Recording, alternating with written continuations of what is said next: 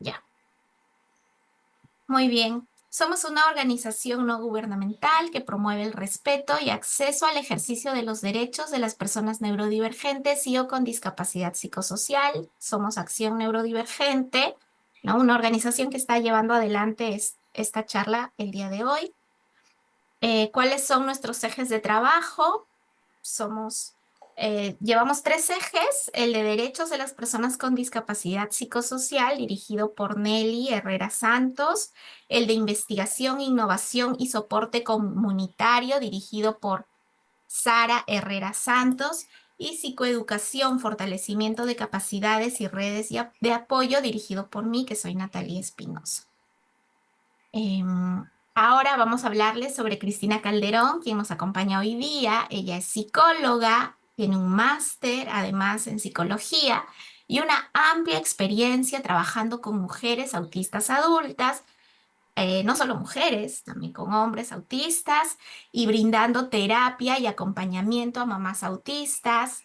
En mi caso, particularmente, me ha ayudado muchísimo, ha sido mi terapeuta por un buen tiempo y le estoy infinitamente agradecida y espero que pueda hoy día compartir con todos nosotros y ayudar a muchas más familias, ¿no?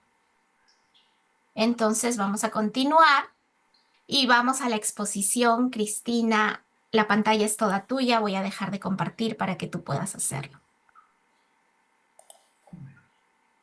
Les pido a todos los participantes silenciar sus micrófonos para que todos podamos disfrutar de esta charla.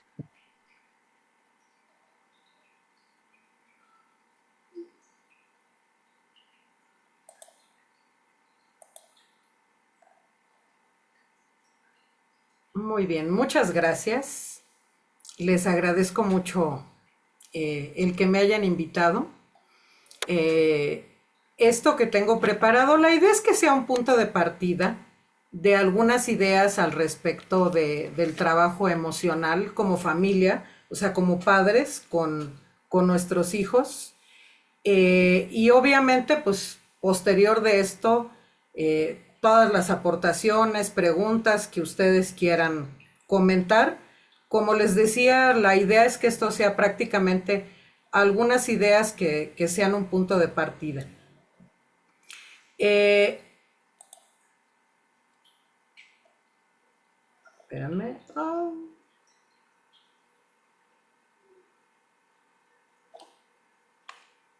aquí está. Muy bien.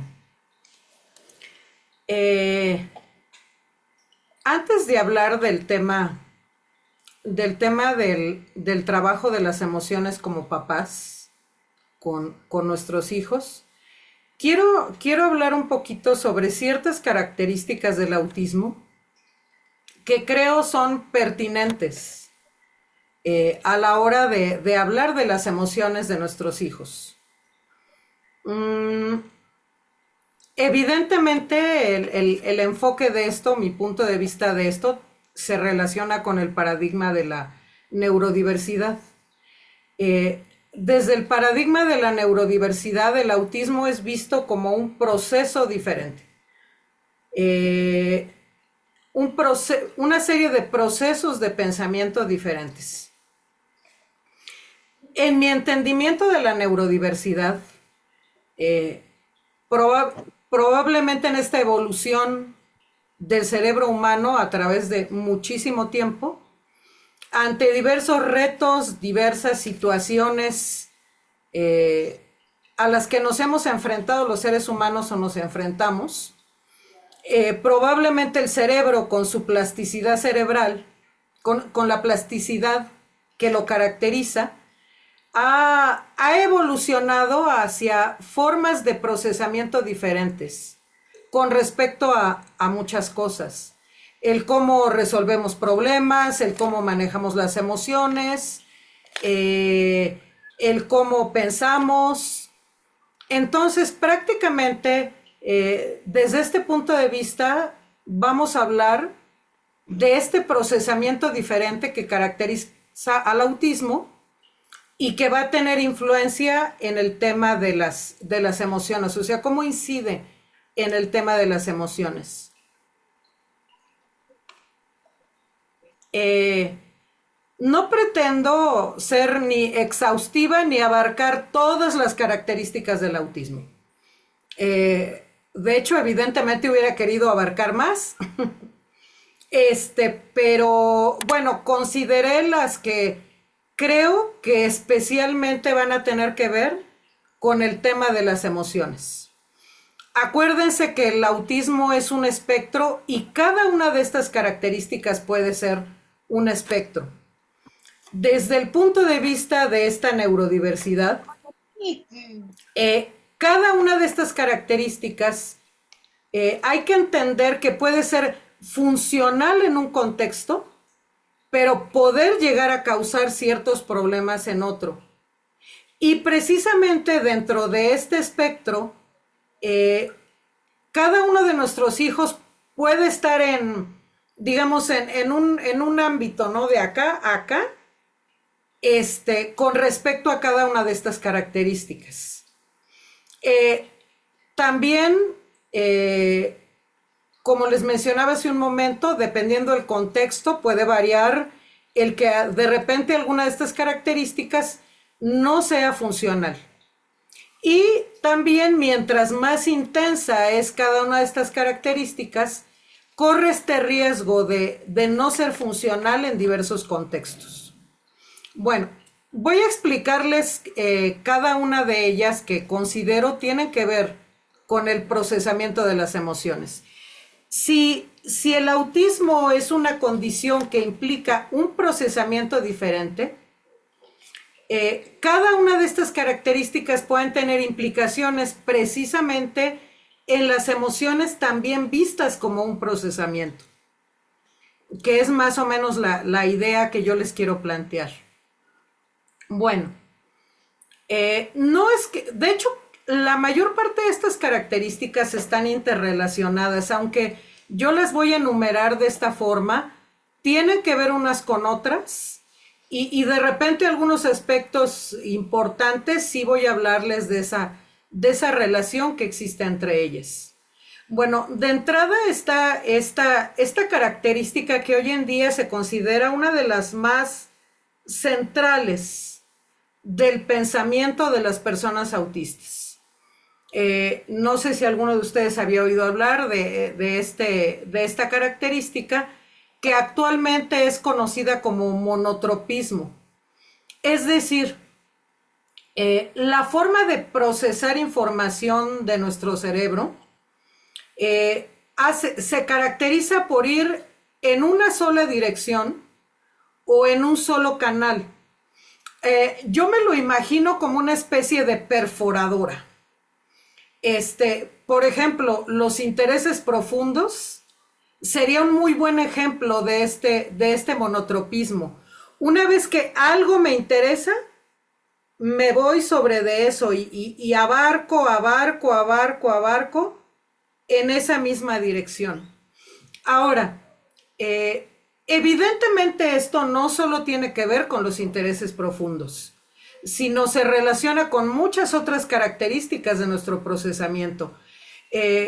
Por ejemplo, las personas autistas, tanto niños como adultos, a veces tienen dificultad para abarcar varias cosas al mismo tiempo. A la hora de estar pensando, resolviendo cualquier cosa, ellos funcionan así, en un solo canal. Cuando los queremos hacer que se abarquen más canales, se vuelve algo sumamente complicado. Y ahorita vamos a ver cómo esto precisamente influye en las emociones. Otra característica que yo creo que todos hemos oído mencionar es la famosísima inflexibilidad. Aquí yo quiero hacer una mención. Probablemente la inflexibilidad se relaciona con este pensamiento en un solo canal. Una vez que nosotros decidimos una acción, decidimos una solución, que aparte suelen ser producidas por procesos bastante complejos, cuando yo digo que funcionamos en un solo canal, No quiero decir que esto sea sencillo o que sea un canal sencillo. Eh, una característica también del procesamiento autista y que se conecta, de hecho yo considero que estos tres primeros están muy, muy conectados. Esta tercera característica del procesamiento, de procesamiento al detalle, probablemente tiene mucho que ver con este tema de la inflexibilidad y del procesamiento en un solo canal. Realmente nosotros un solo aspecto tendemos a procesarlo con mucho detalle y mucha complejidad. Por esa razón, probablemente es difícil para nuestra mente salir precisamente de ese canal. Por ejemplo, si yo ya tengo una solución a un aspecto, de repente no es tan fácil que yo me enfoque a algo diferente o cambie de dirección sobre de esa solución. Y esto da como resultado un comportamiento sumamente inflexible, tanto en pensamientos como en emociones, como en comportamientos. Ahora, creo que algo muy importante relacionado con el manejo de las emociones en cuanto a esta característica de la inflexibilidad, tiene que ver con algo que yo he podido observar mucho en los pacientes. Generalmente pensamos en la inflexibilidad como un proceso cognitivo, al respecto de que no se cambia de idea, no se cambia de solución. Pero en realidad, esa inflexibilidad cognitiva va acompañada de una inflexibilidad emocional también. Generalmente estos procesos de inflexibilidad son acompañados con reacciones emocionales muy intensas. Por esa razón es que nunca debemos de perder de vista esos dos componentes de la inflexibilidad, tanto la parte cognitiva como la reacción emocional intensa que la acompaña, que evidentemente pues va a ser muy relevante en el tema del manejo de emociones. Ahora, si se dan cuenta, estas tres características tienen que ver más con aspectos mentales, a nivel de cómo procesa nuestro pensamiento las cosas. Las siguientes características van a tener que ver con otro aspecto fundamental del procesamiento autista, que es nuestro sistema sensorial. Hace algún tiempo escuché que alguien decía que era una vergüenza que se hubieran tardado tanto tiempo en darle importancia al tema del sistema sensorial de las personas autistas. Durante mucho tiempo se manejó así como algo secundario y generalmente se enfocó al autismo precisamente como una dificultad relacionada con la comunicación y la socialización. Pero en realidad, las dificultades relacionadas con el procesamiento sensorial son tan importantes o quizá más importantes, de más relevancia en el tema del procesamiento de las personas autistas que el propio tema de la socialización. Y como les mencionaba, hace algún tiempo llegué a escuchar el comentario de una persona que decía que no le había dado importancia porque el tema sensorial no le afecta a las otras personas, nos afecta solo a nosotros. En cambio, el tema de la comunicación y de lo social, pues tiene que ver con las otras personas. Y que por esa razón es que primero se centraron en esos aspectos del autismo, cuando en realidad el tema del sistema sensorial es clave en muchas dificultades que nosotros vivimos y debería ser un aspecto primordial tanto de tratamiento como de procesamiento, de entender precisamente su procesamiento. Y si queremos hablar del procesamiento de las emociones, es fundamental hablar precisamente de este sistema sensorial. Ahora, Desde mi punto de vista, yo le llamo que este sistema sensorial autista es un sistema sensorial aumentado, tanto hacia adentro como hacia afuera. Es decir, la capacidad de percibir la información en cuanto a intensidad, en cuanto a tiempo y en cuanto a detalle, es mucho más notoria, o sea, está aumentada en las personas autistas. De momento no voy a abundar en esto, pero se habla de temas que tienen que ver con neurotransmisores que hacen que la exposición a los estímulos sea mayor. Se habla de la forma en cómo están acomodadas las neuronas sensoriales que potencian la recepción del estímulo y probablemente es un tema multicausal a nivel de procesamiento sensorial de nuestro cerebro. Pero el tema aquí es que definitivamente que es muy complejo el procesamiento, tanto a nivel visual, o sea, aquí estamos hablando de todos los canales, puede ser visual, auditivo, táctil, todo lo que son los sistemas táctiles, también olfativo, gustativo. Termina siendo bastante complejo poder procesar tanto esta cantidad como intensidad de información que puede llegar a captar una persona autista. Ahora, por si esto fuera poco, hay otras peculiaridades con respecto al sistema sensorial. Uno de ellos es la hipersensibilidad y la hiposensibilidad, es decir, hay una enorme fluctuación en esta capacidad de sentir desde el punto de vista del sistema sensorial. Imagino que todos ustedes lo han vivido con sus niños, donde de repente ante ciertos estímulos sensoriales se encuentran que no hay reacción o prácticamente hay un apagamiento de esa reacción, y al contrario, en ocasiones, en otros contextos, en otras situaciones, de repente esto es muy difícil de entender, hay una enorme reactividad ante determinados estímulos. Entonces, no solo es que este sistema sea muy intenso, sino que también puede fluctuar y existe muchísima dificultad con respecto a la modulación, que es otra característica de este sistema sensorial. Es decir, ante esta situación de la intensidad y del tiempo de exposición a los estímulos, es muy difícil poder controlar o poder, no sé, a veces desconectarnos al respecto de determinados estímulos, lo que hace muy difícil este tema de cómo controlar la exposición que tenemos ante los estímulos. Cosa que hace bastante compleja nuestra relación con el mundo y con nosotros mismos. Ahora, de la mano con el tema de las emociones.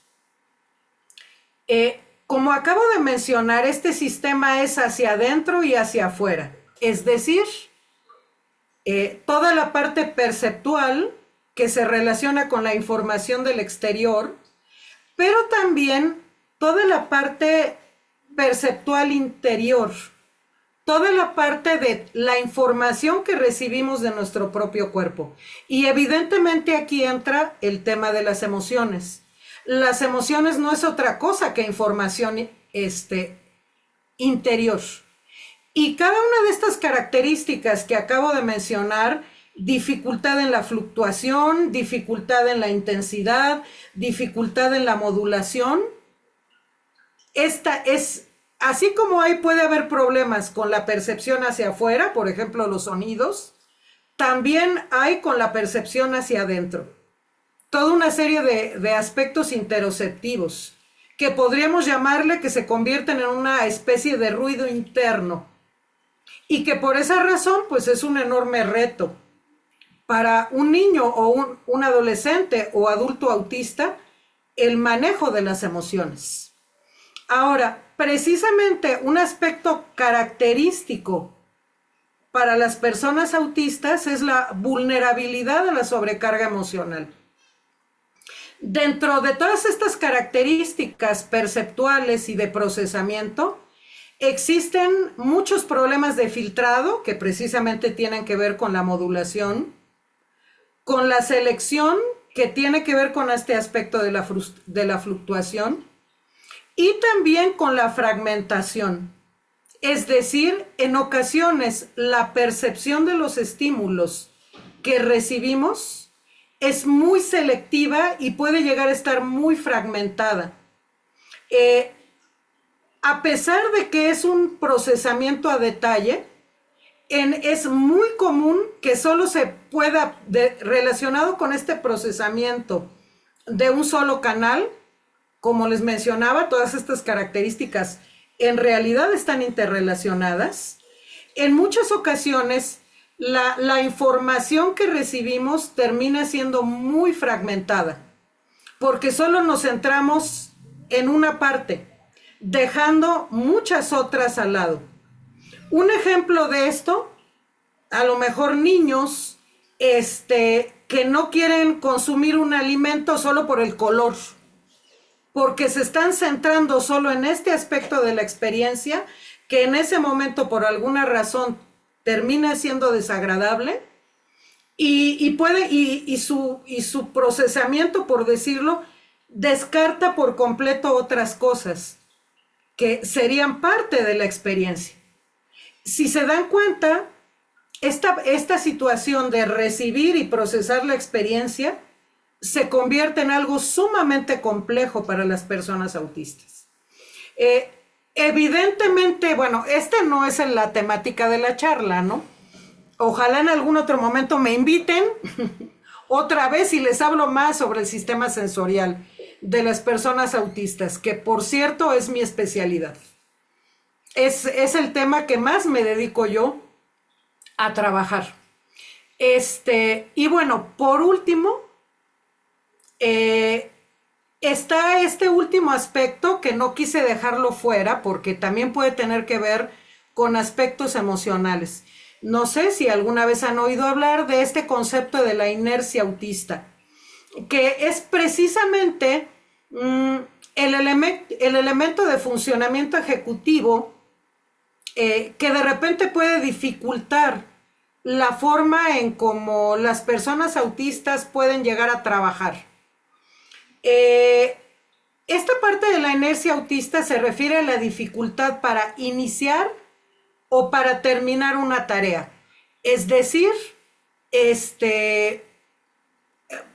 parece existir una especie de parálisis, tanto mental como física, con respecto a iniciar una determinada tarea.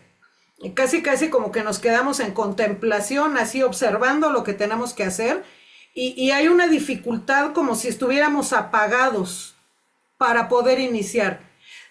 La causa de esto todavía es desconocida. Se habla de una desconexión que probablemente también tiene que ver con este tema del procesamiento perceptual entre la mente y la experiencia. Probablemente también ahí estén involucrados algunos aspectos del sistema nervioso, pero sí se puede convertir en todo un reto. Tareas, sobre todo cuando son tareas que implican que las tenemos que dejar parcialmente y después volver a retomar. Y en ocasiones también sucede con una tarea ya iniciada, que no se puede dejar. Y puede haber, igual como en el caso de la inflexibilidad, reacciones emocionales muy intensas ante pedirnos que se termine o se deje momentáneamente una tarea. Como les mencionaba hace un momento, aunque no son las únicas definitivamente, pero consideré que todas estas características son relevantes a la hora de valorar la forma en cómo vamos a ayudar a nuestros hijos a manejar sus emociones con el reto que implica estas características de procesamiento. Bueno,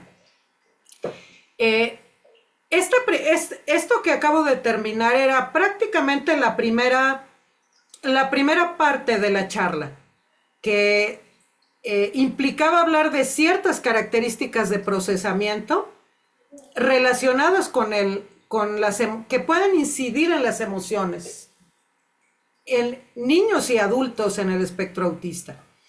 Esta segunda parte de la charla, les quiero compartir este modelo que en lo personal es uno de los mejores que me he encontrado para que tome en cuenta una serie de ideas para el manejo de las emociones de los niños.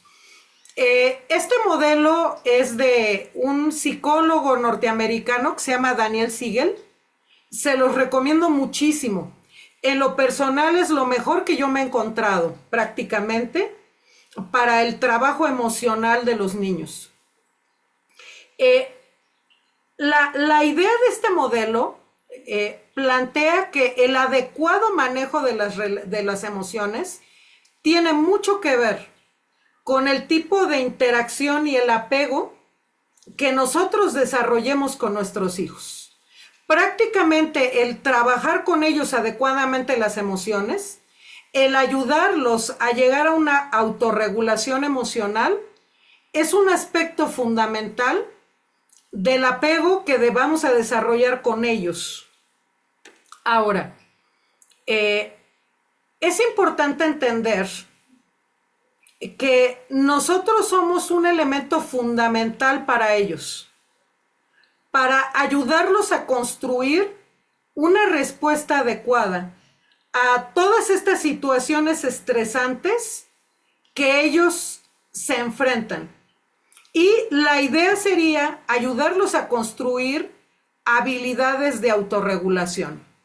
Ahora, es importante entender cómo se da aquí este proceso de la regulación. Vamos a comenzar de una regulación intrapersonal para pasar a la regulación interpersonal para finalmente llegar a la autorregulación. Un error que frecuentemente cometemos con nuestros hijos es que esperamos que ellos solitos se regulen. Así como que les decimos, deberías calmarte, deberías tranquilizarte, como que esperamos que ellos solos lleguen a cierto tipo de regulación. La realidad es que esto es muy difícil para cualquier niño, no solamente niños en el espectro autista. Esto es algo muy difícil para cualquier niño.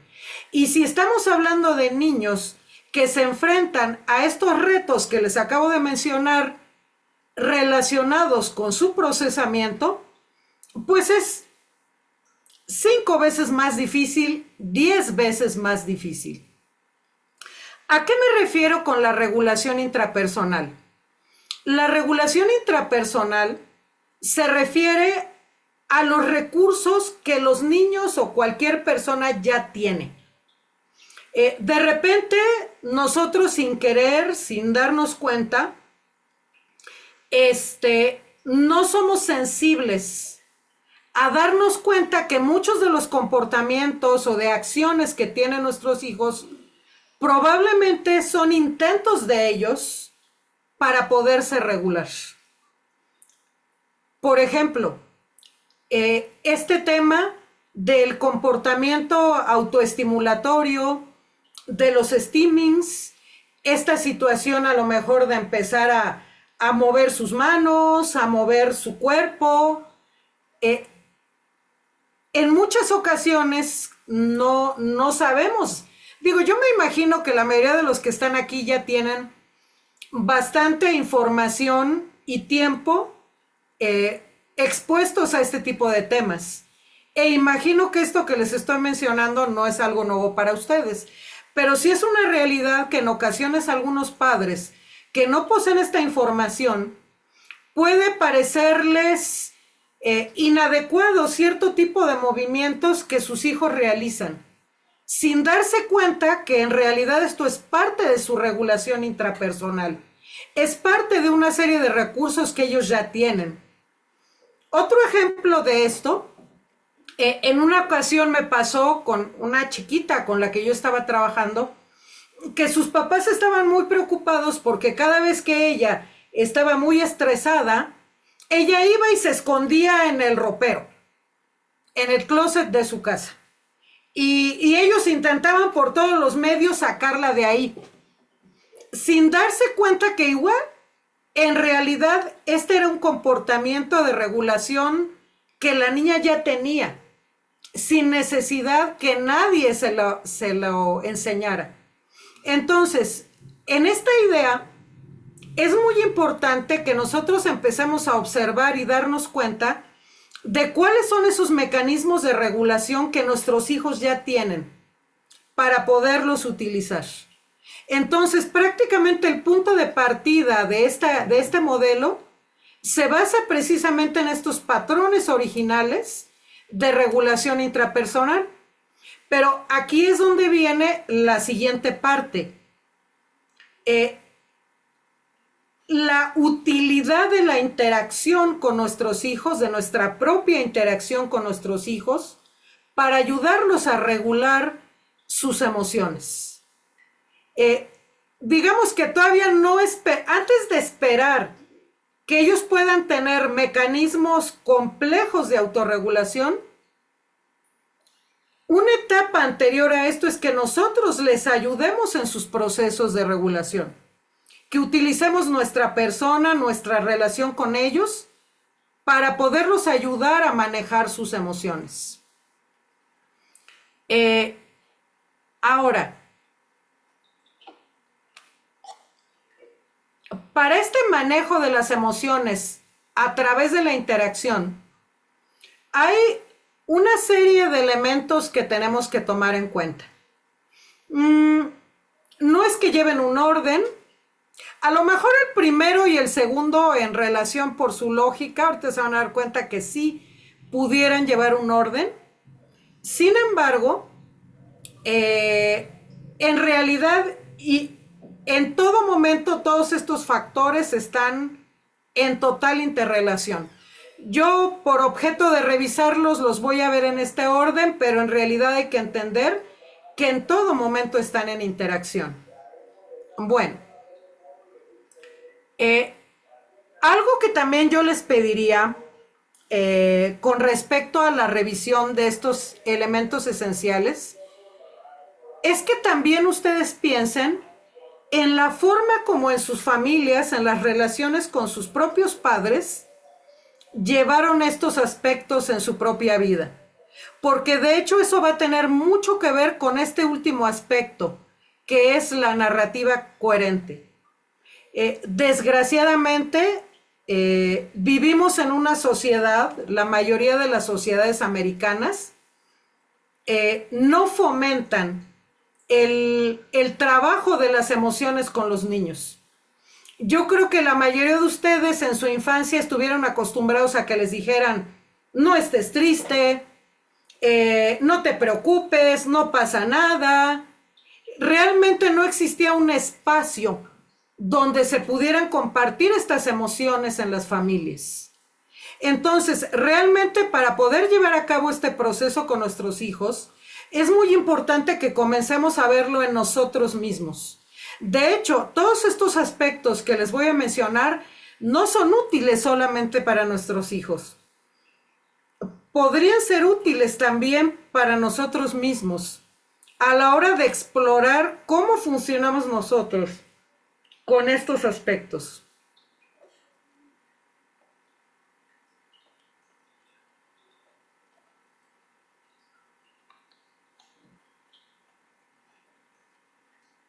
Bueno, en el manejo de las emociones, el primer elemento fundamental sería hacerle ver a los niños que las emociones siempre implican cambios en nuestro cuerpo, cambios interiores. Por lo tanto, esta percepción de las señales de los niños que nos dan los niños con respecto a lo que están sintiendo es una base fundamental del trabajo de las emociones. Eh, Algunos ejemplos de esto podrían ser la mirada, el tono de voz, los gestos, la postura corporal, la expresión del rostro, la intensidad de una respuesta. Por ejemplo, decirle a un niño, te veo inquieto, te veo decaído, que pueden ser reflejo de diversos estados emocionales. Ahora, si conectamos esta información con la que les acabo de mencionar al principio, se van a dar cuenta que este aspecto en especial es un reto enorme para el trabajo con los niños autistas, porque con estas dificultades de procesamiento perceptual que acabamos de mencionar, de repente se vuelve bien complicado identificar qué estoy sintiendo, dónde lo estoy sintiendo. Ha habido personas adultas autistas, por ejemplo, que me dicen que prácticamente se sienten como una cabeza desligada de su cuerpo, donde sus emociones son totalmente mentales y pierden por completo la conexión con lo que está pasando en su cuerpo. No tienen ustedes la idea de la diferencia que hace trabajar esto desde la infancia. Ahora, si se dan cuenta, aquí comienza el problema del trabajo de las emociones. ¿Cuántas veces evitamos, ubicar lo que está pasando en el niño? Tampoco nos damos cuenta, o sentimos que si no le hacemos caso va a ser mejor, porque el niño se va a tranquilizar, y normalmente no le hacemos una retroalimentación de lo que está pasando con él.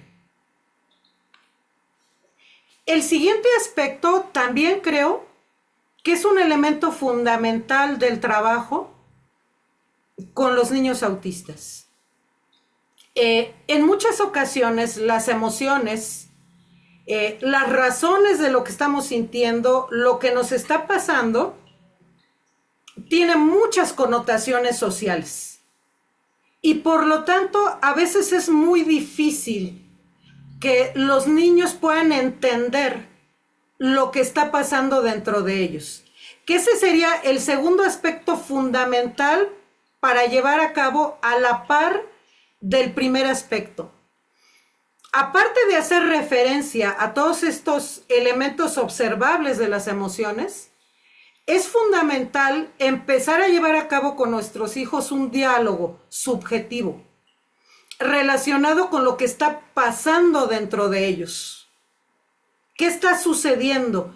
Otra vez, volviendo a lo que les mencionaba al principio, si sabemos lo complejo que es el procesamiento de la información que se está recibiendo tanto de afuera como de adentro, darle un sentido de pensamiento a lo que está sucediendo interiormente en nosotros, se vuelve algo sumamente complejo.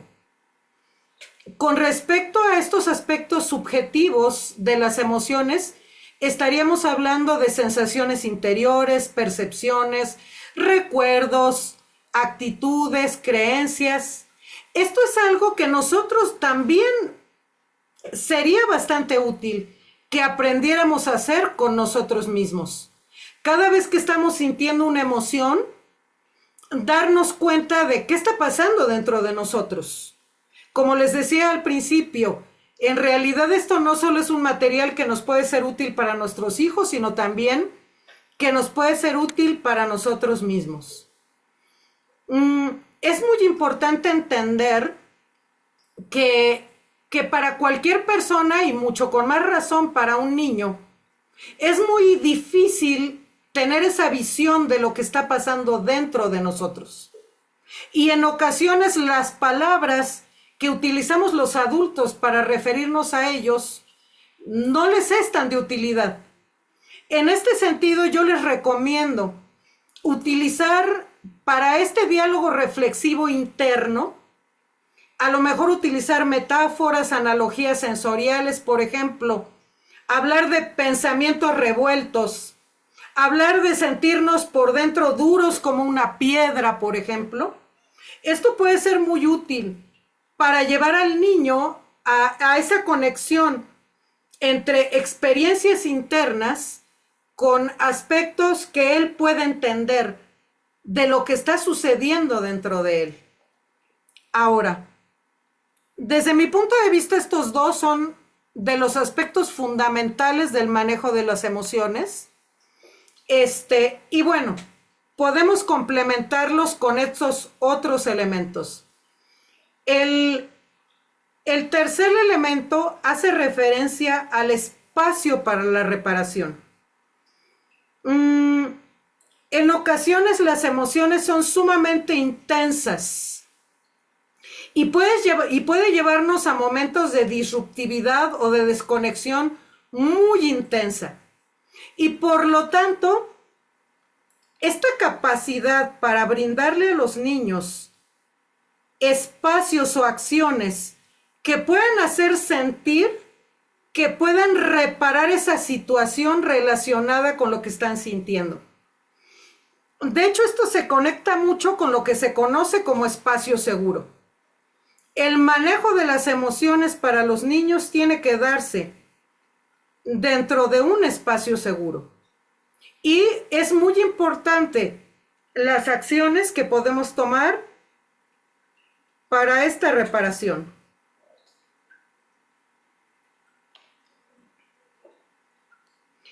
El cuarto elemento hace referencia a la comunicación emocional. El acostumbrarnos a hablar sobre las emociones. Como les decía, es común que en nuestras sociedades no se hable al respecto de las emociones, al contrario, se tiende a ocultar. Podemos llegar a decirles a nuestros hijos, te voy a dar para que llores por algo, por ejemplo, ¿no? Yo creo que hay pocas personas que no le hayan dicho esto alguna vez en su infancia. Entonces, este tema de poder compartir, amplificar, hablar y calmar tanto las emociones, bueno, obviamente las positivas las vamos a amplificar y las negativas las vamos a calmar.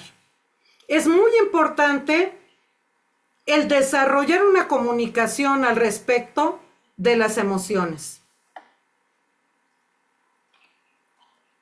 Y el último elemento fundamental es esta narrativa coherente. Como les mencionaba, todo esto que les acabo de mencionar, tenemos que trabajarlo en nosotros mismos.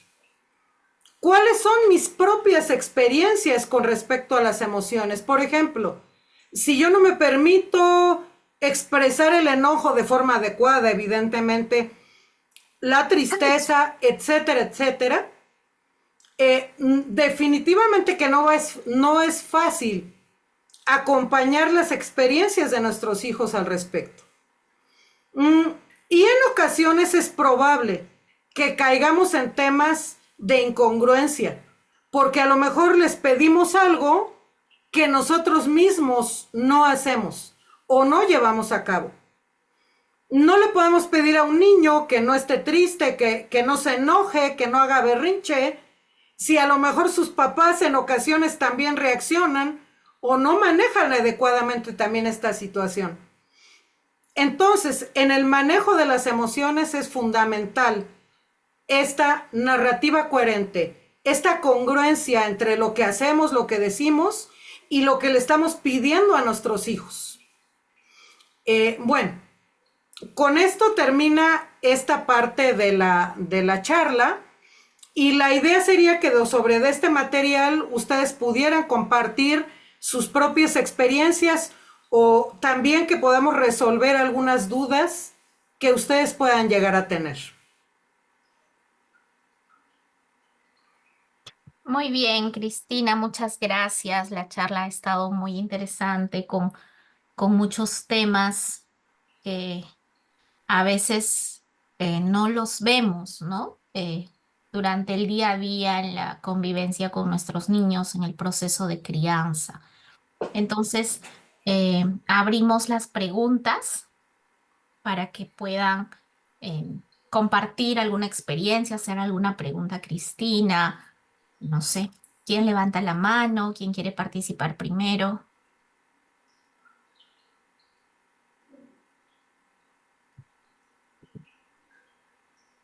Ya.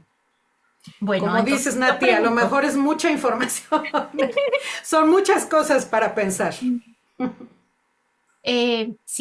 Acá Mía nos dice si podrías dar ejemplos de inercia autista. Mm, este, eh, bueno, no sé si Nati les compartió el hecho de que yo también soy autista. Entonces, a veces cuando hablo de estas experiencias, también las comparto desde adentro. Mm, eh, Algo que yo recuerdo de mi infancia es que de entrada me pedían, por ejemplo, que me bañara y aparte de una serie de temas sensoriales relacionados con eso, porque mi sensibilidad más intensa siempre ha sido la táctil, sí había como un impulso como de ahorita, como de no inicio. Y bueno, después de mucho tiempo me metí a bañar. Y una vez que salía del baño, me quedaba sentada, prácticamente paralizada, así no... me era muy difícil iniciar la siguiente tarea, por ejemplo, secarse. Ya no digamos después encremarse, vestirse, ese tipo de cosas. Como que pasar de cada aspecto a otro, de verdad parecía implicar algo muy difícil a nivel interior. A lo mejor como adulta todavía siguen pasando algunas cosas, ¿no? De repente estoy haciendo una tarea que yo sé que tengo que terminar para poder hacer otra cosa porque ya se me hizo tarde y hay una enorme dificultad para para poder dejar esa tarea, así como que uno no la puede dejar, o sea, uno tiene que seguir sobre de ella. Evidentemente, este tipo de situaciones implican mucha frustración, mucho dolor en ocasiones, ¿no? Y de ahí su relevancia con el tema de las emociones relacionadas con esto. Gracias, Cristina. Acá tenemos otra pregunta que nos hace Samara, donde nos dice, mi hijo repite constantemente las frases de películas o videos y si de pronto sí me desespera. ¿Esto es monotropismo? Sí, sí, definitivamente tiene que ver. También evidentemente tiene que ver con este tema del comportamiento repetitivo. Mm, en este caso, dentro de la repetición hay que, o sea, y tiene que ver con el monotropismo, porque hay que entender que ellos están aprendiendo algo, o sea, hubo algo que llamó mucho su atención. Entonces ellos quieren, estar repitiendo, retomando lo que les está llamando la atención. Y sí, este comportamiento repetitivo tiene que ver con el monotropismo. Muchas Mm, gracias, Cristina. Todavía yo de adulta, Ajá, cuéntanos. de repente me dan ganas de repetir. Bueno, y lo hago, ¿eh? En mi casa lo hago. De repente repito cosas, diálogos que me llaman la atención. Yo puedo pasarme todo el día escuchando la misma canción. Ah, uy, eso también, claro. Si ustedes ven mi playlist, es bastante monótona. Sí. Antes de pasar a la siguiente pregunta, he salido entre el 0,0001% de oyentes de mi cantante favorito del mundo. O sea, que lo escucho muchísimo, muchísimo, muchísimo. ¿Qué hacer cuando se te dificulta mucho tocar o conectar desde lo emocional, por la Mm, crianza tenida o por mucha dificultad para reconocer las emociones? Una pregunta de Manuel. aquí no sé si hablan del papá, la mamá o el hijo, porque ese a lo mejor es un tema que no he mencionado. Mm, Evidentemente, desde el punto de vista de la parte hereditaria, neurológica, de desarrollo neurológico de esto, pues es común. eh, que, que tengamos padres, abuelos que están en el espectro autista.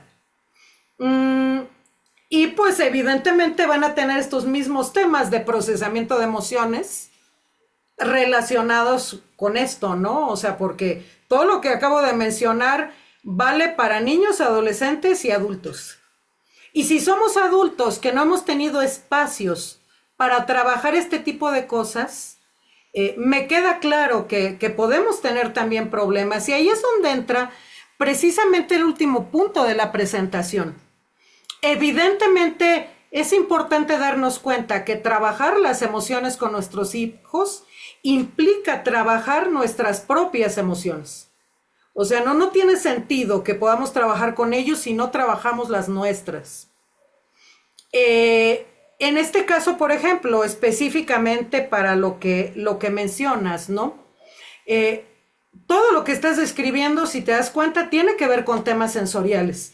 Por ejemplo, el tema de tocar. A lo mejor tenemos que explorar cuidadosamente, a detalle, darnos espacio para ello.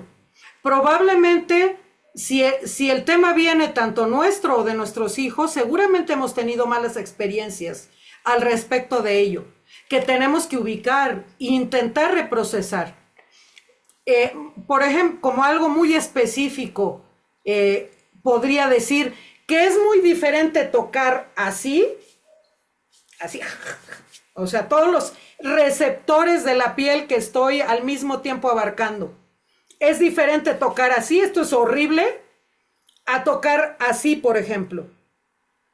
Aquí es mucho más específico la presión y mucho más claros los receptores que se están ubicando, que se están estimulando. Entonces, definitivamente que tenemos que hacer un trabajo al respecto de eso. Todo el tema de trabajo con peso, presión, gravedad es fundamental para las personas autistas. Les recomiendo que jueguen al sándwich con sus hijos, que los pongan encima de dos almohadas y se sientan encima de ellos. Es muy tranquilizante, muy relajante esa presión. Y que lo mismo hagan sus hijos con ustedes, ahí es donde está la congruencia. No le puedo pedir a mi hijo que se calme si a mí me cuesta trabajo calmarme. Difícilmente lo puedo tocar si yo tengo tema relacionado con el tocar. Obviamente, algo muy importante relacionado con esto es que tenemos que ver este tipo de cosas no desde el punto de vista de la culpa, sino desde un lugar amable hacia nosotros mismos, entendiendo también nuestras dificultades.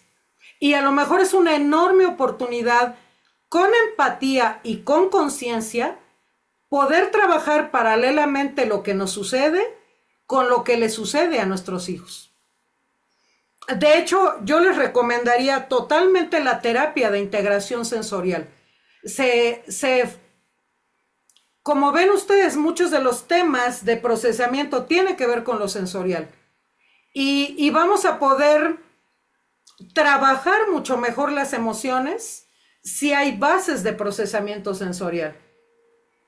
De hecho, prácticamente es en lo que yo me he especializado, porque me doy cuenta del reto que implica para las personas autistas, tanto el procesamiento sensorial como el procesamiento de emociones.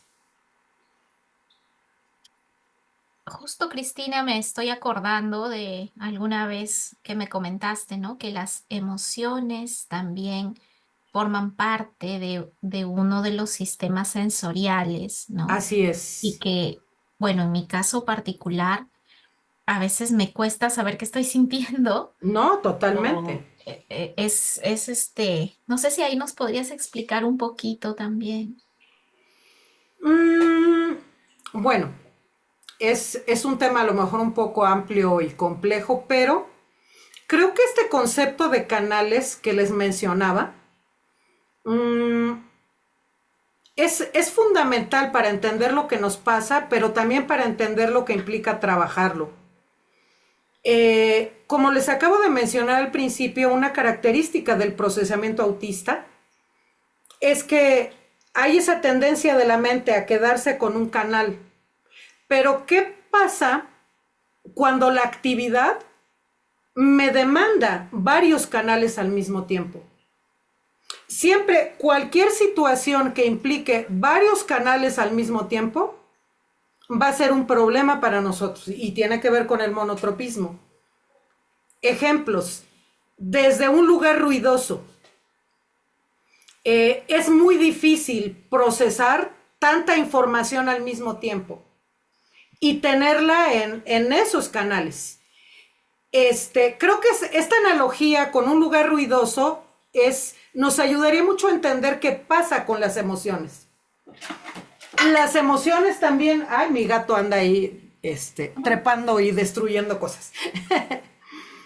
Esto también es muy importante para entender las emociones.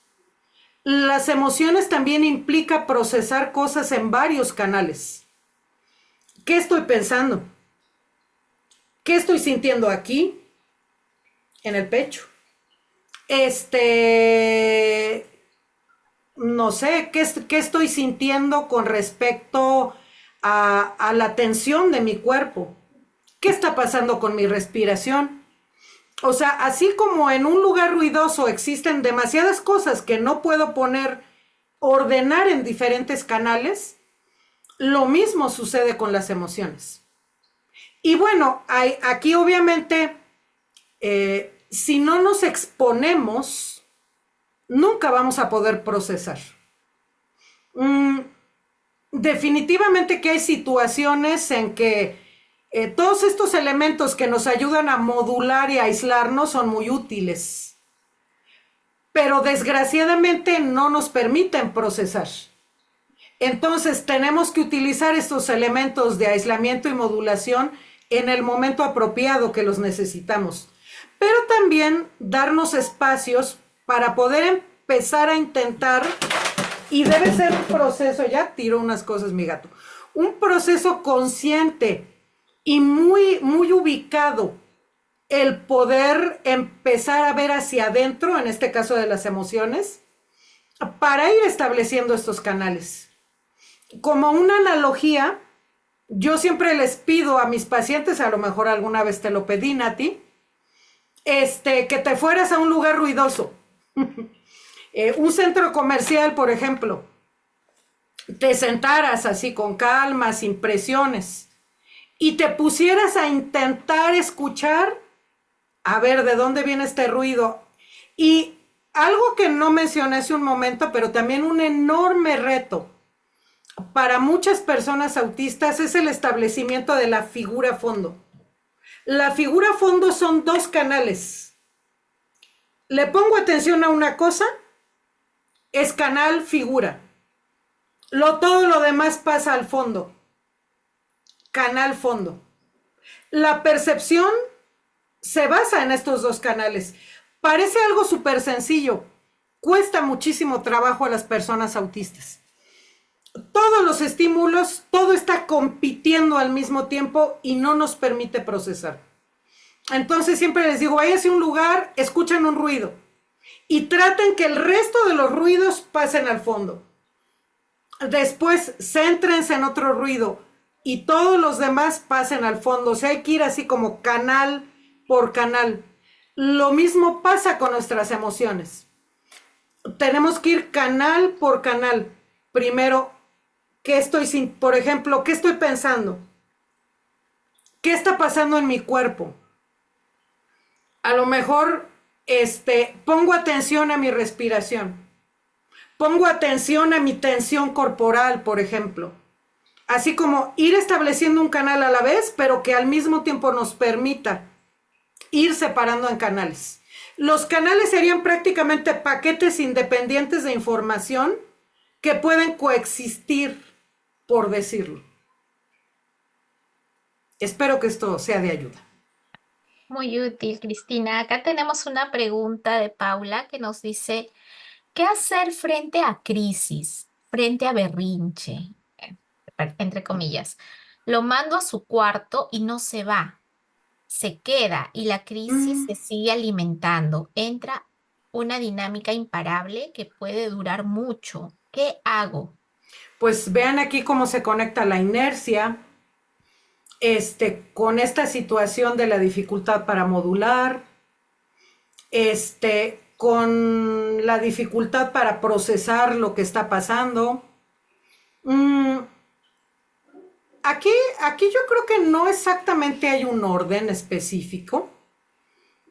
Por ejemplo, aquí este espacio para que él se pueda calmar. Mm, yo, yo recomendaría que previamente se tenga el lugar, por ejemplo. Porque si en ese momento le dices, vete a tu cuarto, pues no. A lo mejor, es que puede haber muchas opciones, también depende de la edad de los niños. Pero, ¿qué tal si tuviera yo no sé si ubican esos como, ay, tubos, que son como una especie como de gusanos donde se pueden meter los niños? De Mm, tela. sí, hay unos que son como estructura como metálica, pero recubiertos de tela. Hay unos que son de plano un túnel. Ujú. Entonces podría ser un lugar así, podría ser una casita. En su momento ya ves que yo te recomendé a ti que compraras El ay, columpio. bueno, que es como una hamaca, la hamaca sensorial. Pero ahí yo recomendaría que previamente el niño ya sabe que cuando se empieza a sentir ahí puede tener ese lugar para poderse calmar. Por ejemplo, igual podemos explorar el abrazarlos, el abrazarlos así con presión, no con la idea de que los buscamos lastimar. Igual, es que todo esto previamente es buena idea explorarlo con el niño, no solo cuando esté en la situación de crisis. Por ejemplo, hay niños que cuando ya aprenden que el abrazo ayuda a tranquilizarse, ellos mismos te piden, mamá, abrázame. No sé, Nati, por ejemplo, ¿qué te pide tu hija cuando está en crisis? Hemos pasado etapas. Mi hija ha tenido crisis muy fuertes y me di cuenta que cuando ella se sentía muy, muy mal, empezaba a repetir algunas ecolalias. Uh -huh.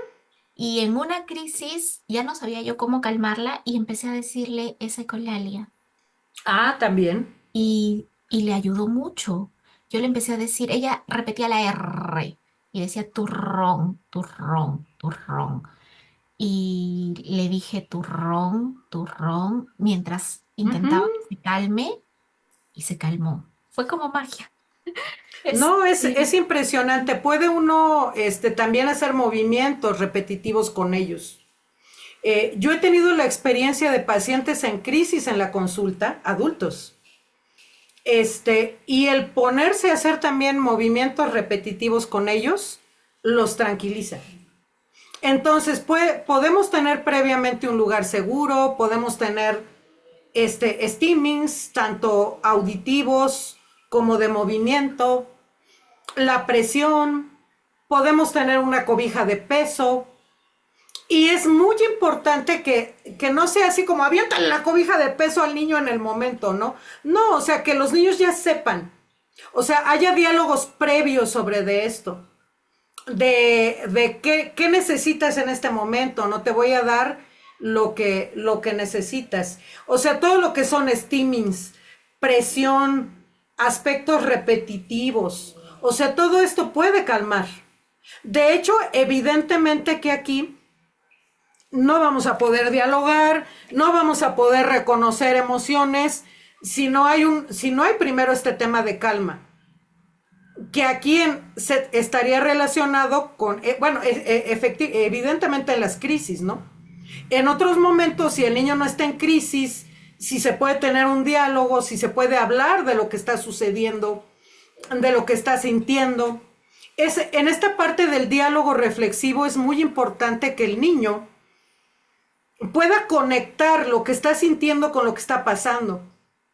Por ejemplo, hacerle ver, o sea, entiendo que te sientas así, estás sobrecargado, por ejemplo. Esto fue muy difícil para ti, pero es muy importante que los niños pueden establecer esta conexión de que aunque, o sea, de que ellos se pueden sentir como se están sintiendo, es válido, pero también existen elementos para la regulación y que se pueden calmar y que se pueden tranquilizar. De hecho, yo considero que el concepto de disminuir emociones es sumamente importante. Y bueno, tenemos que establecer diálogos con los niños con respecto a todo eso. Tenemos que hablarlo en algún momento. Evidentemente, con los niños más pequeños, a lo mejor la parte del diálogo va a ir creciendo poco a poco. Y quizá con ellos hay un tema más de acción. En ocasiones, por ejemplo, tendremos que retirarles el elemento que les está molestando. En ocasiones ni siquiera entendemos qué les está molestando. Pero este tema de la regulación con steamings, presión, llevado adecuadamente no falla. Por ejemplo, si vamos a abrazar al niño, es importante que le entienda, que le hagamos sentir que no es que lo estemos, queriendo así como, ay, no te muevas, no, no, sino al contrario, o sea, que eso es un abrazo para ayudarlo a volver a la calma. Sí, justo lo que comentas, me acuerdo que también alguna vez ella me ha pedido abrázame, otras veces no quiere que se le toque, también Ujú. puede pasar, ¿no? Y algo que quería comentar es en cómo nosotros como padres también enfrentamos la crisis, ¿no? Ah, Por claro. Ahí ejemplo, entra la congruencia.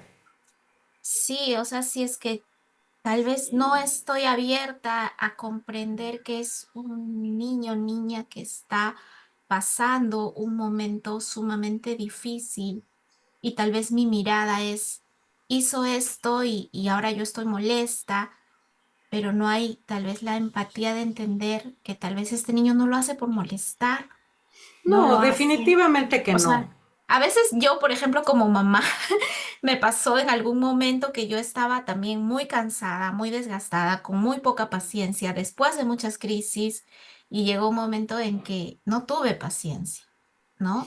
Y era como que, ¿por qué hace esto? O sea, ya no puedo más. Pero Fíjate, no, perdón, sí, no, termina, Nati, perdón. claro, pero ahí recuerdo mucho, Cristina, que me ayudaste a mirar con otros ojos, ¿no? Y también viene luego la culpa. Yo como mamá digo, ¿por qué reaccioné así? O sea, sé que estaba mal y yo reaccioné mal. Y como dijo Cristina, mucho es también mirarnos con compasión a nosotros, con empatía y también esa misma empatía que sentimos por nosotros la vamos a empezar a reflejar hacia nuestros peques, ¿no? O cómo nos relacionamos con otros. Es sumamente importante también trabajar nosotros en nosotros, ¿no? No sé. Totalmente. O sea, por eso me gusta este modelo. Como les decía, creo que es uno de los modelos más coherentes que me he encontrado para el manejo de las emociones y trabajar de la mano con ese manejo de las emociones, la conexión con nuestros hijos. Por eso se vincula con el tema del apego. O sea, ¿cuál es el padre que mi hijo, bueno, cuál es el padre que mi hijo desearía en ese momento? Pero también tenemos que vernos con compasión, como bien dices, a nosotros mismos. Yo trabajo muchísimo eso en terapia. Y que la compasión no sea autocomplacencia. Es algo totalmente diferente, ¿no? Pero ahorita que mencionan, o sea, ahorita que lo mencionas, es que no solo el niño puede estar sobrecargado, el papá o la mamá, sobre todo si es autista, también puede estar sobrecargado. El niño gritando, pataleando, o sea, también son varios niveles. Y bueno, ahorita no hablé de un tema muy duro, que es que en muchas ocasiones en esas crisis hay comportamientos de autolesión. Digo, es un tema muy extremo, ¿no? Pero aunque a mí no me ha tocado un paciente en esas circunstancias, pero sí he oído de niños que les tiene que poner un casco de fútbol, por ejemplo, porque se pegan contra la pared, ¿no? O sea, por ejemplo, esta parte de los comportamientos autolesivos, evidentemente quieren decir que el niño ya llegó a un extremo total. Y seguramente previo a esto hubo todo un escalamiento. Pero ya que llegamos a ese punto es muy difícil, o sea, vuelve a estar en ese punto, ¿no? Y Mm. bueno, y cuando los niños que tienen esas crisis son mayores, ¿no? Pues ahí, ya no, ahí se vuelve todavía más complicado. Porque a Ujú. veces ni siquiera la fuerza, tenemos la fuerza suficiente si el niño es más grande para poder evitar que se lastime. O sea, evidentemente me estoy yendo al otro extremo del espectro, ¿no? Que se puede volver una situación verdaderamente compleja. Y Ok, seguramente ahí, cuando hay crisis muy severas por sobrecarga emocional, evidentemente tenemos que hacer terapia de procesamiento sensorial. Una buena terapia de procesamiento sensorial. Porque hay que también entender que estas crisis seguramente son producto de esta sobrecarga sensorial. ok, Cristina, muchas gracias. Ahora pasando a otra pregunta, acá Víctor nos dice, me perdí la primera diapositiva en lo que se refiere a fragmentación.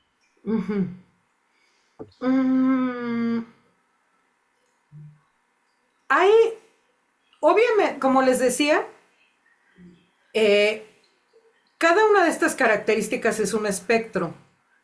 Mm, cada niño la puede tener en diferente intensidad, pero en diferente intensidad suele haber dentro del procesamiento autista dificultad para integrar los estímulos, para tomarlos como un todo. Mm, hay una tendencia a quedarse con un solo aspecto o con un par de aspectos nada más de un estímulo o de una situación. Por ejemplo, puede haber juegos o cosas divertidas que por una situación específica al niño no le gustan, pero porque él en ese momento no tiene la capacidad de ver todo, sino solamente puede ver parte o la ve por separado. Mm, en un ejemplo más concreto, no sé si hayan observado que a alguno de sus pequeños le suceda. No, yo he llegado a ver en varios niños, por ejemplo, que cuando dibujan la figura humana,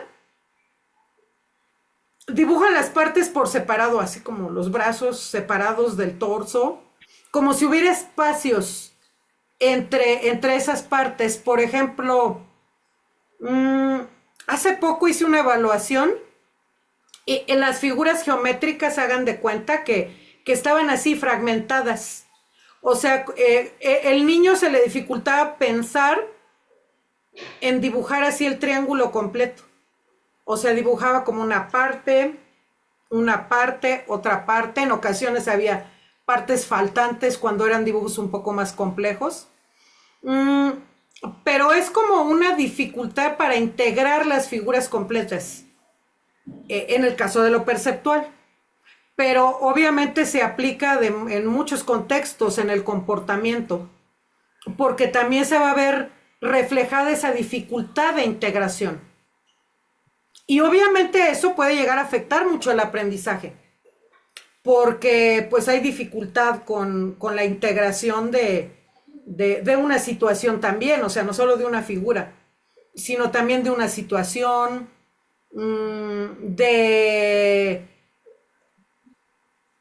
de algún movimiento que pueda llevar a cabo, o sea, es un tema complejo. Esto de la dificultad de integración que pueden llegar a tener algunos niños autistas. De hecho, yo he llegado a ver niños en el espectro autista que parece que tienen dislexia, o sea, tienen dificultades, algunas dificultades en la lectoescritura, parece dislexia, pero en realidad es un tema de integración.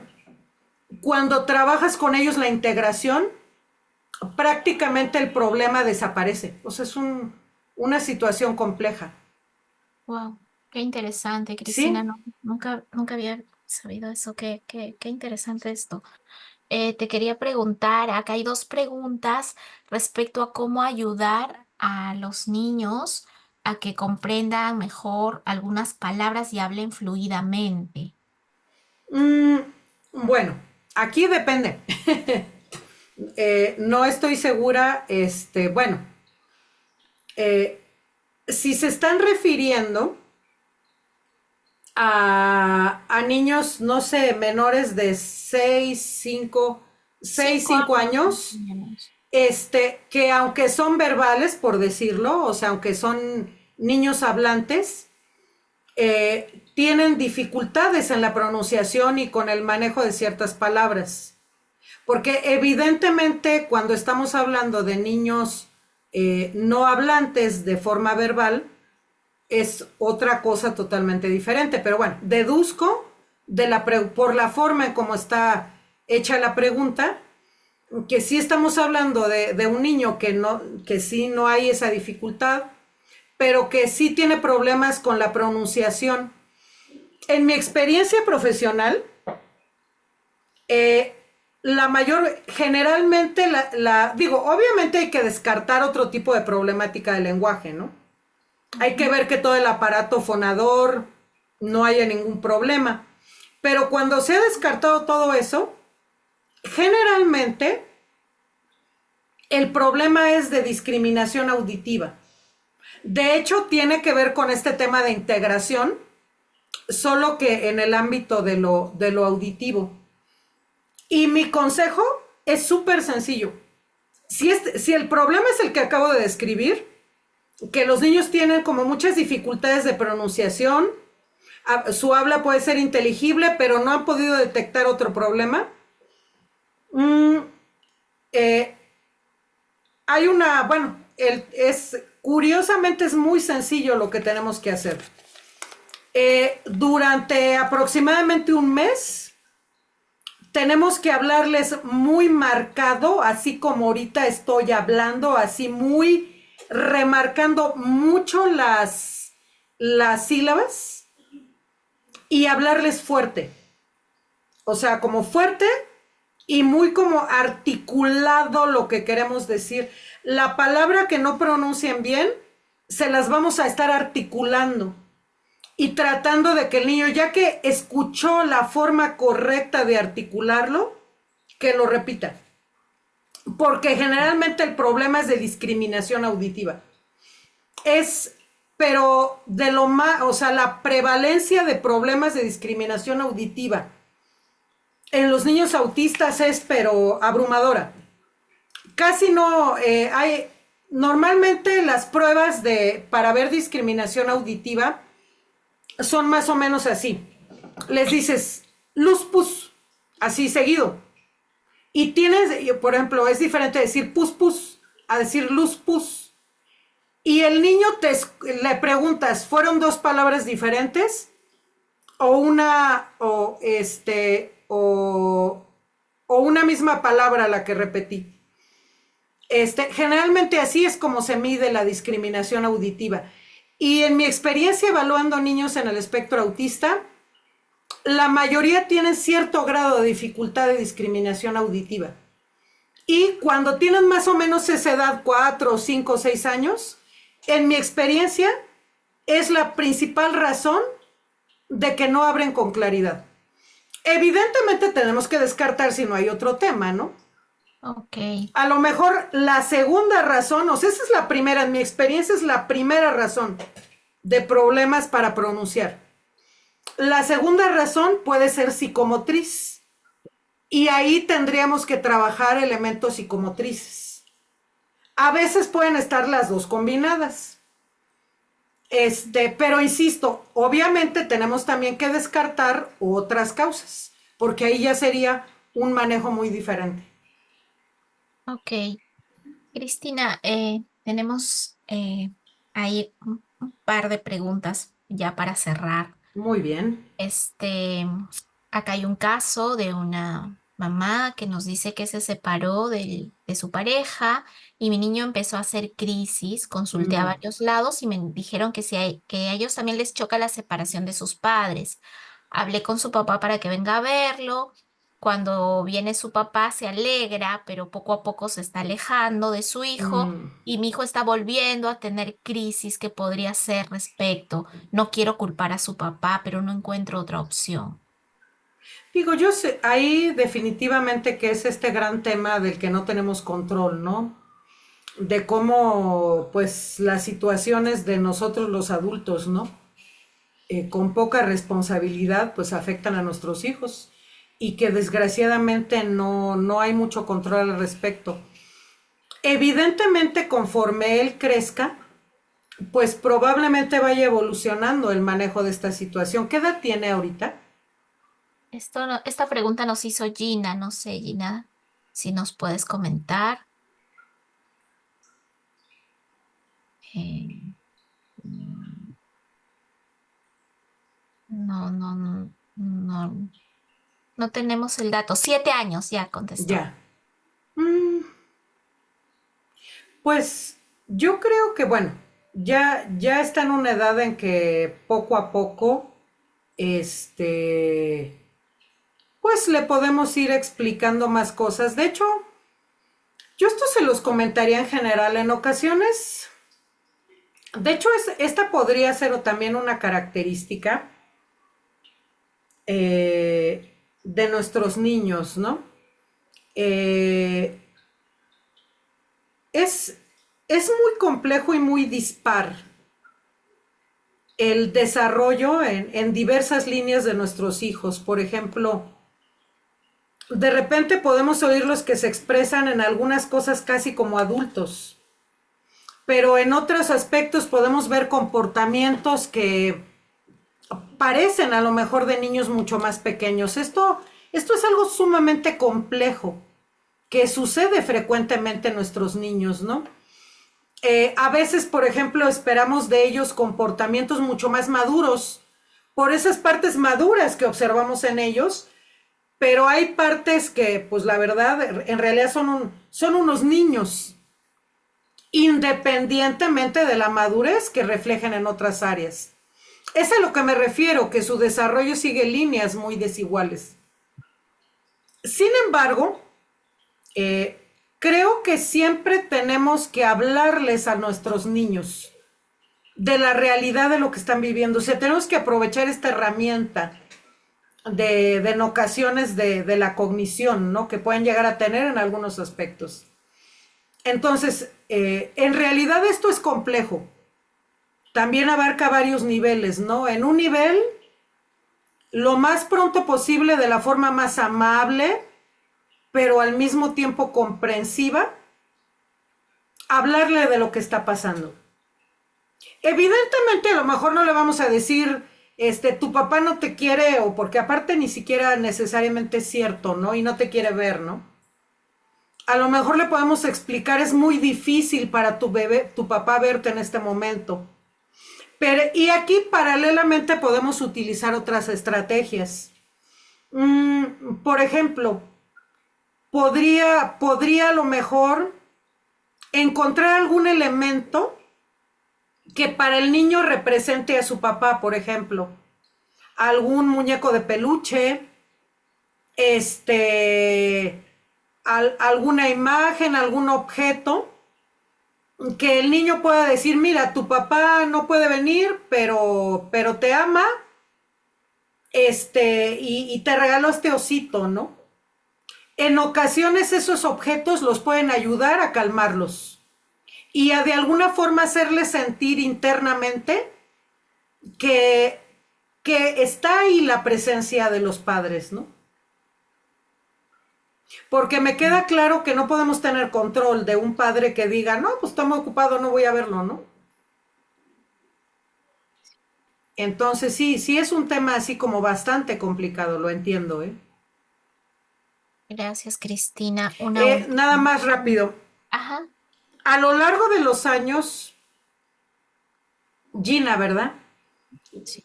Gina, te vas a dar cuenta que tú vas a ser la persona que va a ser su traductora del mundo, que le vas a ayudar a darle sentido, obviamente de la mejor forma para él, ¿no?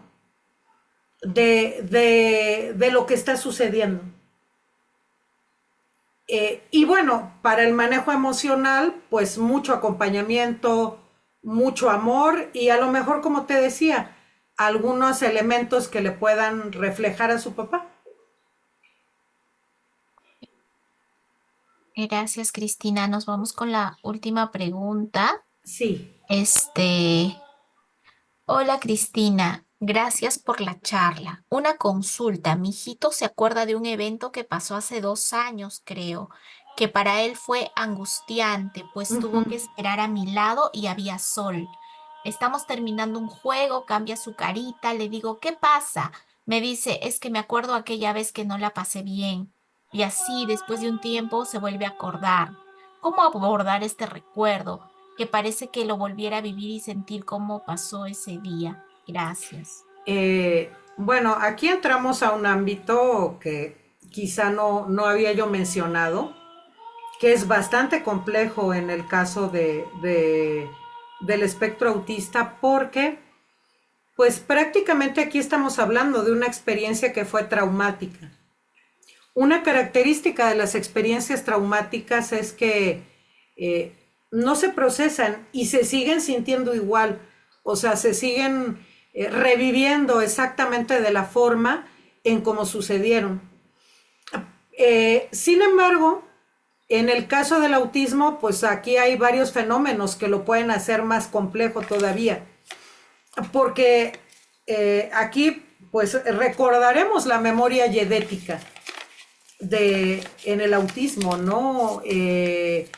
Lo que se le conoce como memoria fotográfica, o sea, hay que entender que muchas experiencias se pueden quedar fijadas en nuestra mente con muchísima exactitud. La memoria fotográfica no solo es visual, o sea, puede ser visual, puede ser auditiva, kinestésica, o sea, podemos revivir así como de nuevo, así con muchísima claridad, porque así es, así quedan en nuestra memoria los eventos. Y si encima es un evento traumático, que ahí no importa ser autista o no autista, o sea, evento traumático, evento que se queda ahí atorado y que se está repitiendo constantemente, ¿no? Creo, no sé, bueno, aquí a lo mejor me haría falta un poco más de información. Si él lo revive en cualquier momento, ante ciertas experiencias específicas. Aquí, por ejemplo, tenemos un elemento que es también muy evidente. Entiendo por lo que me están diciendo que le lastimó mucho la luz del sol.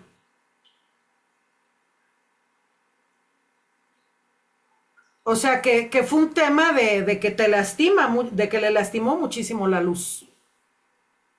Y que eso es algo que se le quedó fijado y que a lo mejor lo pone triste, ¿no? Aquí, siguiendo lo que acabamos de mencionar, es importante que hablemos de exactamente qué lo pone triste, porque a veces podemos sobreentender que lo pone triste, pero no sé, lo pone triste pensar que no puede jugar en el sol, como otros niños, o lo pone triste recordar la experiencia en sí misma. Entonces, aquí de entrada sí sería bueno que él, eh, como entender la experiencia junto con él, ¿no? ¿Qué fue lo que le lastimó? Y a lo mejor podríamos intentar repetir una experiencia similar, pero a lo mejor decirle, mira, aquí hace mucha luz, pero mira, para que no te pase lo de la otra vez, mira, unos lentes. Y que el niño pueda sentir que tiene control de la situación y que se puede proteger de esa situación. Podemos hacer juegos, a lo mejor representar la situación con un juego. A lo mejor con un muñeco, con un sol, y que el muñeco se ponga también lentes. Se me ocurre, ¿no? Aquí la imaginación es el límite de lo que a mí se me ocurre eso, pero podrían ocurrírseles otras cosas. Entonces podremos reproducir la experiencia en forma de juego. Y también muy importante, cuando él la reproduzca, podríamos utilizar herramientas para disminuir la emoción en ese momento. Por ejemplo, podríamos hacer que respire, que este tema de la respiración diafragmática en niños es maravillosa, ¿eh? Y los niños te pescan la respiración diafragmática luego, luego, porque todavía no la han perdido. La respiración diafragmática con el diafragma acá, con el estómago, acá, la respiración aquí, en esta parte, es la respiración natural. Los niños todavía no lo han perdido y tienen todavía muy firme su diafragma. Los adultos es mucho más complejo en los adultos que han perdido y a lo mejor hasta ya empiece a atrofiarse el diafragma, que es un músculo. Pero la verdad es que los niños te pescan la respiración diafragmática muy rápido. Y es una herramienta fundamental para disminuir las emociones. Entonces, pues a lo mejor todo esto podríamos hacer. Sí, acá justo comenta Gaby que no le gustó esperar sobre todo y que había un poco de sol, ¿no? A lo Algunos. mejor el sol lo molestó más de lo que creen. Y qué hacer si no funciona? Pregunta Emérita. Respecto a la respiración, imagino, Emérita. Sí, respecto a la respiración, que a algunos Bueno, niños no les funciona. lo que pasa es que todas estas herramientas y especialmente la respiración y bueno, ya metiéndonos en otro tipo de técnicas, por ejemplo, todas las herramientas mindfulness, o sea, respiración, relajación, todo este tipo de trabajo que es corporal mental, por decirlo, es un entrenamiento. Es decir, requiere repetición, o sea, normalmente no es que a la primera así de, ya respiró y ya, lo logró. O sea, sí requiere trabajo, sí requiere que lo hagan cotidianamente. Y lo mismo para los adultos. Conforme más lo tenemos establecido, o sea, repetido y establecido, va a ser más útil. No se rindan con esas técnicas, ¿eh? Así de que, la primera, hay mucha gente que me dice, ay, no, yo ya he respirado y no me funciona. De entrada ni siquiera le enseñaron a respirar bien, ¿no? Mm. Entonces, sí requiere, o sea, definitivamente que requiere práctica. Ok. Em, hay una última pregunta que han enviado Por ahí aquí. dice mi esposa como adulto, ¿algo? Es Hay que una bien. última, hay una Ajá. última pregunta que enviaron aquí en Merita, que dice, ¿cómo hacer cuando por nada del mundo hacen caso, quiere agarrar todo y no entiende que no puede agarrar cosas ajenas, mi hijita? Mm, ¿Qué edad tiene? Emerita, no sé si nos podrías comentar la edad de tu peque, 5. Mm, eh, esto conecta con lo que hace rato les mencionaba, que, que las líneas de desarrollo de nuestros niños, sobre todo en ámbitos que tienen que ver con algunos aspectos del juego o con algunos aspectos de comportamiento social, siguen líneas de desarrollo muy diferentes. No quiere decir que tengan un problema, bueno, evidentemente aquí también tenemos que aprender a separar y aceptar esa parte, ¿no? Porque aunque hace muchos años se pensaba que la mayoría de los niños en el espectro autista tenían déficits cognitivos. Este, y lo que pasa es que más bien las evaluaciones no eran las adecuadas. En el caso de los niños no hablantes, pues era más fácil que se pensara que tendrían problemas cognitivos que en realidad no tenían. Este, pero bueno, sí es una realidad que algunos niños autistas pueden tener como una comorbilidad extra, dificultades a nivel cognitivo, un cierto déficit cognitivo, por decirlo, ¿no? Entonces, esto de entrada tenemos que ubicar, ¿no? Obviamente cuando existe por otras razones un déficit cognitivo, el manejo es diferente, más lento. Sin embargo, aquí esto que voy a decir realmente es para los niños que no tienen déficit cognitivo. Independiente, o sea, aunque no haya un déficit cognitivo, ciertas líneas de desarrollo pueden ir atrás, por decirlo, de lo esperado. Por ejemplo, mi niño tiene 5 años, pero en su entendimiento de ese tipo de situaciones que son sociales, puede tener 2, 3 años, por decirlo, en cuanto a su entendimiento de esa situación. Generalmente con un niño de 2, 3 años vas a ser mucho más paciente en irle enseñando esa parte. El problema es que a lo mejor ni nosotros lo vemos así ni lo comprendemos, y mucho menos las otras personas.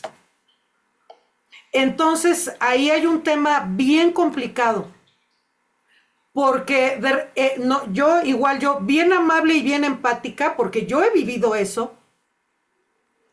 Yo también tengo una hija en el espectro, o sea, yo estoy en el espectro autista, tengo una hija en el espectro autista que tiene 19 años y que les juro que yo he pasado por todo eso, por toda esa presión, por ejemplo, social, de que mi niño tiene 5 años y se supone que ya no debería entender que no debe agarrar ese tipo de objetos. Debería entender una serie de cosas y pues no lo hace. ¿Pero por qué? Porque sus líneas de desarrollo son diferentes. Ese es un aspecto social del desarrollo y en ese aspecto es diferente. Entonces aquí hay varias cosas. De entrada, a lo mejor tengo que trabajar conmigo mismo para trabajar esa presión social que tengo encima de mí, porque mi hijo se comporta, mi hijo tiene 5 o 6 años y en algunos aspectos parece que tiene 2, 3 años. Y yo sé que es picar piedra y yo sé que nos van a criticar, nos van a juzgar, van a pensar que somos malos padres. Les aseguro que eso lo digo desde adentro, o sea, desde haberlo vivido, esa presión de ser juzgado como padre.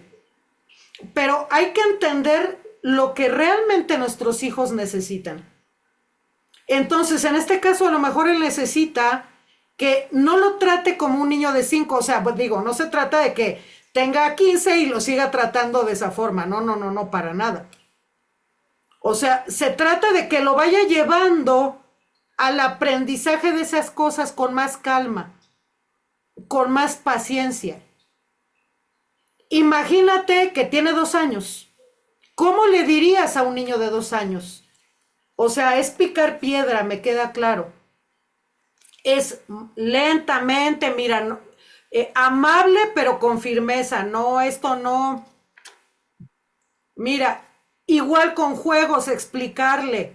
A lo mejor hacer juegos sociales de actuación donde le explicas, mira, estas son tus cosas, estas son mis cosas, estas son las cosas de otra persona.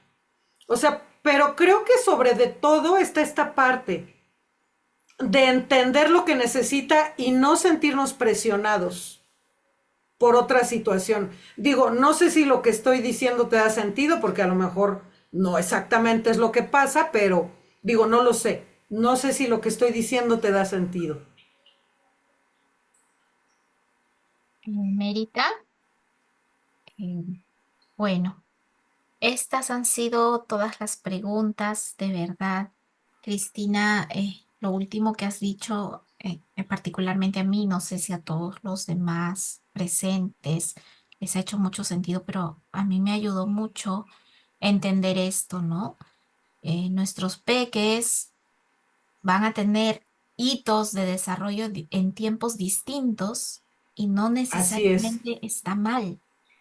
Y que así es. hay cosas en las que van a estar incluso encima. Mi hija, por ejemplo, tiene 6 años, pero en su Exactamente. evaluación de vocabulario tenía 12, Ujú, ¿no? así Entonces, este es. tipo de cosas van a pasar y nuestra mirada hacia ellos no tiene que ser tanto al déficit, a pensar por qué mi hijo es así, ¿no? O por qué, o no sé, ¿no? A Sí, veces yo también me he es una aceptación, desesperado. su desarrollo es así y tiene estas necesidades.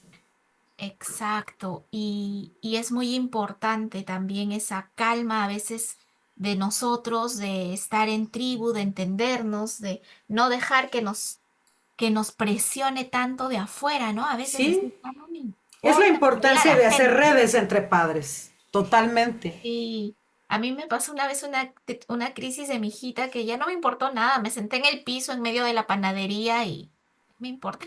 Si la gente pasa, solo me importaba calmarla, protegerla, de que no se haga nada, de que no le lastimen, de que no se vaya corriendo a la calle, calmarla y ya, ¿no? A veces nos toca hacer eso porque lamentablemente nuestra sociedad no tiene mucha conciencia. A veces de afuera te miran, ay, qué niña, ay, cuida a su hija.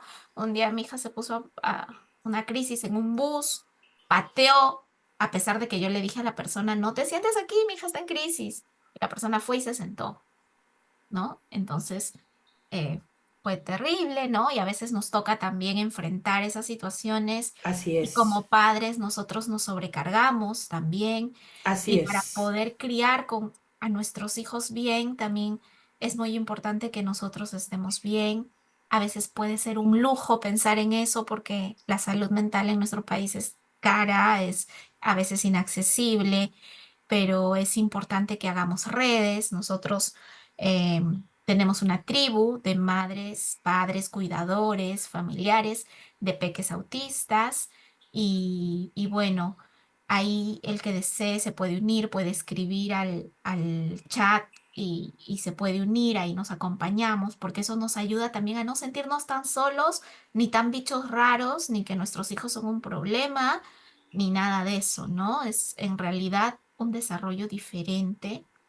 Y cuando nosotros como padres tenemos esa mirada, ¿no? De que no es que esté mal, claro, hay que criar con disciplina, hay que Exactamente, acompañar, sí, no, no quiere decir que malcremos. claro, Por eso les decía, no quiere decir que tenga a mi hijo 15 años y siga teniendo esos comportamientos, ¿no? claro, esperar. Digo, también depende. Claro, Las líneas de desarrollo de cada niño, ¿no? sí. Y eso nada más quería compartir. Gracias a todos los presentes y de verdad, Cristina, desde Acción Neurodivergente, te agradecemos mucho por tu tiempo hoy, por la magnífica charla que nos has dado, por compartir tu experiencia como mamá de una joven autista, como persona autista también. Y bueno, qué bonito que las redes vayan creciendo entre nosotros, entre las personas que vivimos con esta realidad, ¿no? Que no necesariamente es mala, es algo diferente y es bonito. Muchas gracias a todos y vamos a dar por finalizada la charla. Hasta Es luego. un gusto. Hasta luego a Gracias, todos. Cristina. Gracias, chao. Chao. Chao, chao. Vamos a cerrar. Muy bien.